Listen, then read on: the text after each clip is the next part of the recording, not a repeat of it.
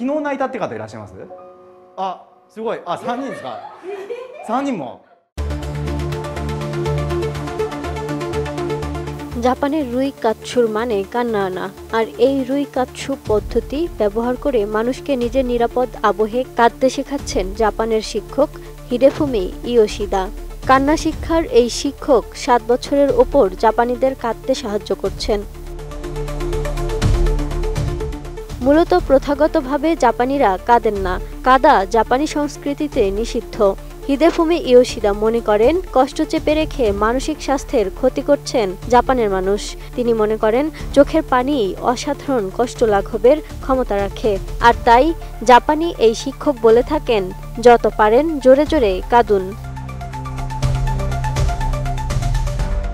সারা বিশ্বে যখন ভালো থাকার জন্য হাসির ক্লাস করানো হচ্ছে, দুঃখ পেলে বলা হচ্ছে মেনে নাও, এগিয়ে চলো, কারণ এগিয়ে চলাই জীবন, তখন জাপানিরা বলছে তিষ্ঠ ক্ষণকাল, একটু থামো, কেঁদে নাও, তাতে মন হালকা হবে, ভালো থাকবে। নোভা এলইডি টিভি, ঝকঝকে ছবি, নিখুঁত শব্দ, 5 বছরের ওয়ারেন্টি। নোভা মানে সঠিক মান, নিশ্চিত সেবা।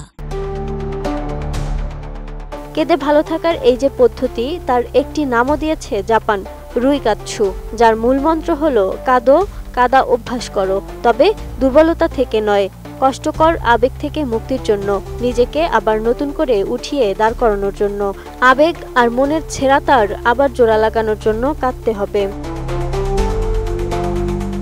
জাপানে রুই শব্দের অর্থ কাঁদা। কাচ্ছু মানে এমন কাজ বা ক্রিয়াকলাপ যাতে আত্মোন্নতি হয়। একত্রে এর অর্থ আত্মোন্নতির স্বার্থে কাঁদা। জাপানে এটি শুধু একটি ভাবনা নয়, প্রতি মুহূর্তে ছুটে চলা দেশটাই যেখানে একটা সময়ে মানুষ তাদের আবেগকে প্রকাশ করতে পারছিলেন না, তাদের কাছে প্রাথমিকভাবে রুইকাচ্ছু ছিল একটা আন্দোলন। 2013 সালে প্রথম রুইকাচ্ছুর ভাবনা মাটি পায়, যা ক্রমে আবেগের বহিঃপ্রকাশের একখানি কার্যকরী উপায় হিসেবে গণ্য হতে শুরু করে জাপানে। জাপানের রুইকাচ্ছুর ভাবনা যারা প্রথম এনেছিলেন তাদের মধ্যেই অন্যতম জাপানি এই শিক্ষক হিডেফুমি ইয়োশিদা। হাই স্কুলের অবসরপ্রাপ্ত শিক্ষক হিডেফুমি, তিনি মনে করেন কান্না মানুষের দুর্বলতা নয়, বরং কান্না মানুষের শক্তি, আবেগের প্রকাশের অত্যন্ত কার্যকরী একটি পদ্ধতি। যদি কখনো অনেকক্ষণ ধরে প্রাণ ভরে কেঁদে কারো মন হালকা হয়ে থাকে, তবে তিনি এর মর্ম উপলব্ধি করবেন।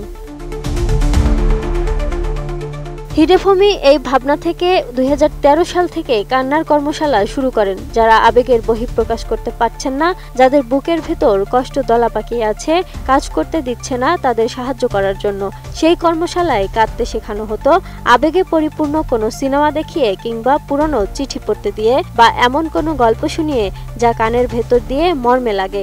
অংশগ্রহণকারীদের কাঁদতে সাহায্য করতেন হিডেফুমি। দেখা যেত সত্যি মানুষ মানসিকভাবে অনেক হালকা বোধ করে বেরিয়ে আসছেন।